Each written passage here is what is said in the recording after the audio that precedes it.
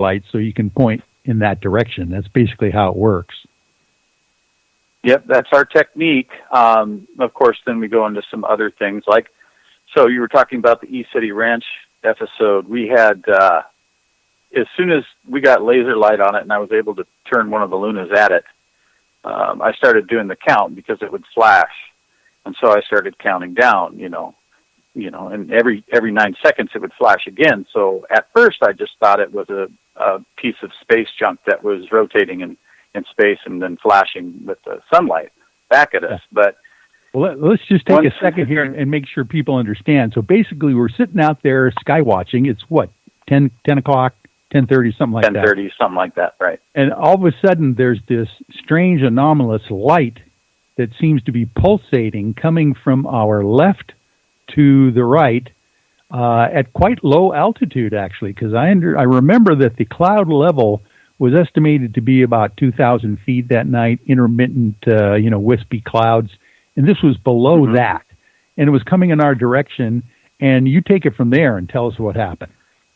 Not only below the cloud level, but it also seemed to go through some clouds, so I thought that was pretty interesting. And once I realized that it wasn't a rhythmic pattern, everybody else in the group started seeing this anomalous light in the sky and started flashing their lasers at it. And then it started to do some really strange and odd things. It actually slowed its pace, and it started flashing back at us. Yeah, and probably the third major flash that it got off was so intense that it really affected the camera. And I was looking into the 7-inch monitor, field monitor, and instantly when that beam hit the lens, I instantly got a migraine headache. I've never experienced anything like that. Isn't that interesting? So you were looking at the monitor at the time when the thing basically flashed some kind of a light, some say it was a laser beam, right at the camera, and you got it full force right in the monitor, it sounds like. Yes, it was definitely very bright. It definitely, if you look at a picture, if you try to take a picture of the sun, and you'll get those little dots that run off to the side, the colored dots, that's basically what it did in the night vision. Wow. I mean, it cascaded down, and it's probably the brightest flash that I've ever seen come across the camera, and it definitely affected me. And Ray Leo, one of the other UFOI team members that was there, mentioned the fact that it actually changed direction initially before it started coming in our direction. And then you also corroborated that it actually slowed down, because that's what she said as well. So it was not an airplane. It didn't have any noise attributed to it.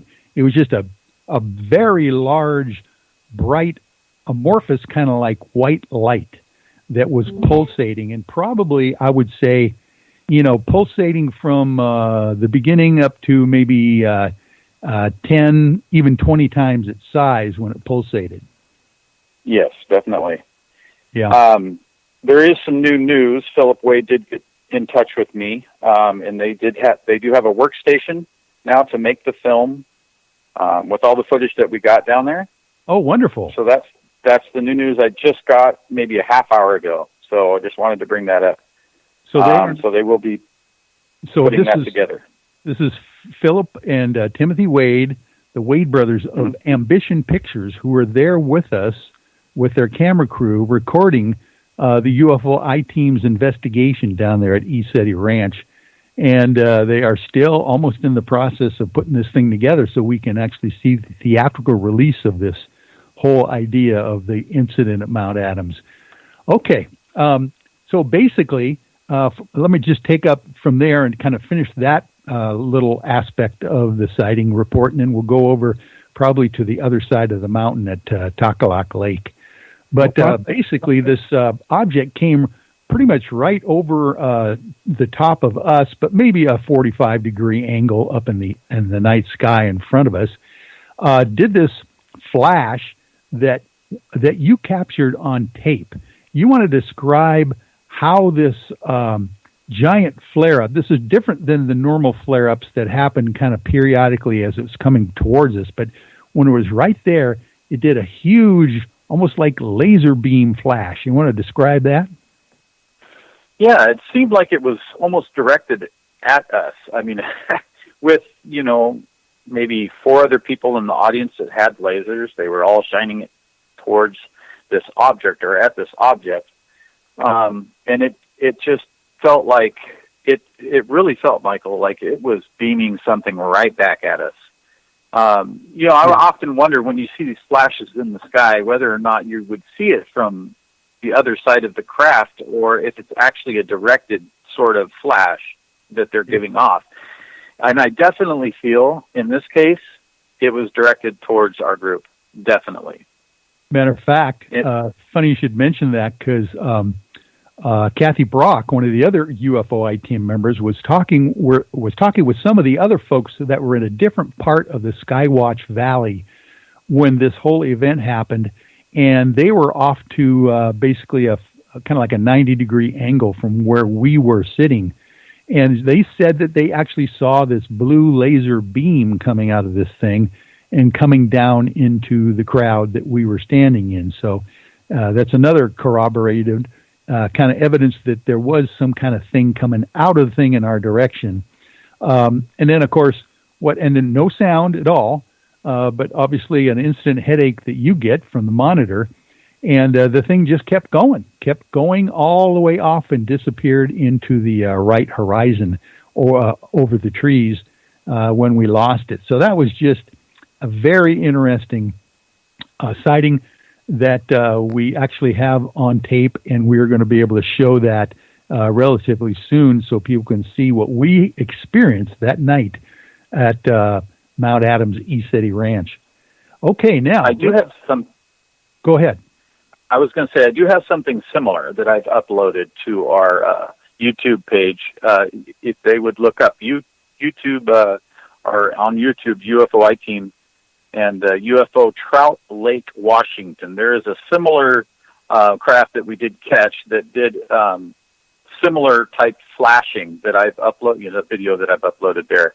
So if they want to see something similar, it didn't go to the scale that the one at James Gillian's ranch did, but it does flash pretty darn bright, and they can kind of get an idea of what we were looking at.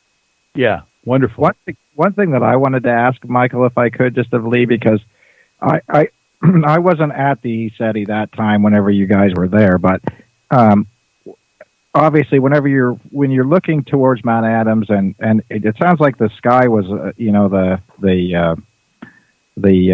there was overcast down to a certain level. But when you were looking at this, when you saw this light pulsating and it blew up so badly that it gave Lee a migraine, did you see anything as far as, how you can see a flash from a camera and it sort of lights up their surrounding tree line or anything like that, or was it sort of directed at you, if you see what I'm saying? Was it something it sort of looked like it went bright, but did it go bright for a while to everybody else, or was it more of a? The reason I'm asking is because I've experienced something like that myself too, where it literally looked like the sky. Somebody flicked a switch on and off. So I'm just trying to clarify for myself. Well, to me, it looked like more of a directed beam, and that's what it sounds like from the rest of the group that were there. Mm-hmm. Not so much that it lit up the surrounding area. Yeah, that was my experience as well, Kevin, that the ground or the trees around us did not light up. It was just like a flash, almost like a pencil flash beam that was coming directly at us for some reason. Matter of fact, in the videotape, you can see the corona around this thing that is pretty defined. So, in other words, it probably was pretty directed as it came down. That was my impression as well. Yeah, so not a lot of diffusion then. Whenever you were seeing it that way, it was more straight at. Yeah, that's very interesting. And that's what the people off to the side in the different part of the valley was mentioning as well, is that it wasn't diffused. It almost looked like a laser beam coming out of the craft. So, well, I tell you, we've got a lot of things to explore in that regard, including potential hypnotic regression here of Lee Strauss, because I think that would be a very fruitful thing to do. I have undergone my first hypnotic regression with Mary Kennedy, our UFOI team certified hypnotherapist, and it was very interesting as well. So, but don't let me jump the gun. Now let's go to when we were finished at ECETI Ranch. We decided to split up at that point, and this was a fascinating triple investigation that went on because Lee Strauss and Philip Wade and Philip's camera guy went up, actually climbed to the top of the mountain, Mount Adams, in the snow, by the way, and slept overnight at the top of the mountain on a snow-covered area. So we're going to get into that as well. So that was one team that went up the mountain. We had another team that went squatching to the northwest of the mountain into a Bigfoot habitat that has been historically very active for many, many generations as far as the indigenous tribes are concerned. So we did that, and then we did the other team, which I was in and Kevin Beagle was in. We went to the north side of the mountain and went to Takalaka Lake. And let me spell that because it's really hard to pronounce the way it sounds, but it's obviously an old Indian name. It's Taklh. Lakh, Takalaka Lake. I don't know how you pronounce it, but and it's a beautiful, pristine lake with an actual campground area at one end of the lake where we actually the whole I-team remainder, probably about 8 to 10 of us, hunkered down in a campsite right on the edge of the lake with a beautiful view of Mount Adams from the north looking south and reflected along with the night stars into the mirror image of the lake at night. So that's where we kind of want to jump to at this point. And I think we'll start at Takalaka Lake, and then we're going to jump back to the mountain, Lee, and get your story of what happened that night. But I think I want to jump right into the heart of the matter of Monday night, August 24th. No, that'd be 27th, August 27th, 2018. What happened was we actually ended up being, opening our campground on Sunday night, the 26th, setting up all of our gear. And by the way, Kevin, you and your wife Sam were also already there because Sam knows the camp hostess woman there, and you guys had a whole bunch of really cool gear to set up, your pop-up trailer and all of your camping equipment. And matter of fact, I call you the Irish Commando because you are totally prepared for whatever it takes to be out in the wilderness. Let's put it that way. Well, the reason that I do that, Michael, predominantly is because, whenever you're doing these types of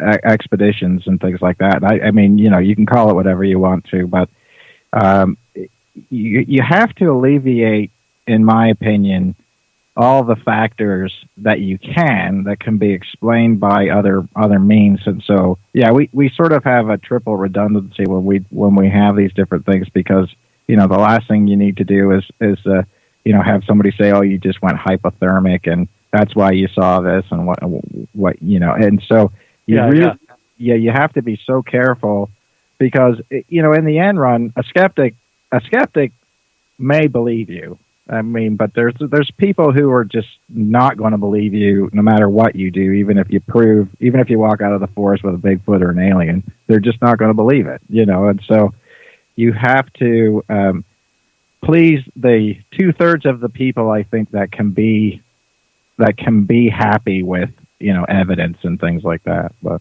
yeah, definitely. Well, you are prepared to do that for sure. Matter of fact, you saved me for sure with your triple redundancy in the batteries that powered my CPAP machine that night. So we'll get to that here very shortly. So anyway, the first night on Sunday night, basically it rained.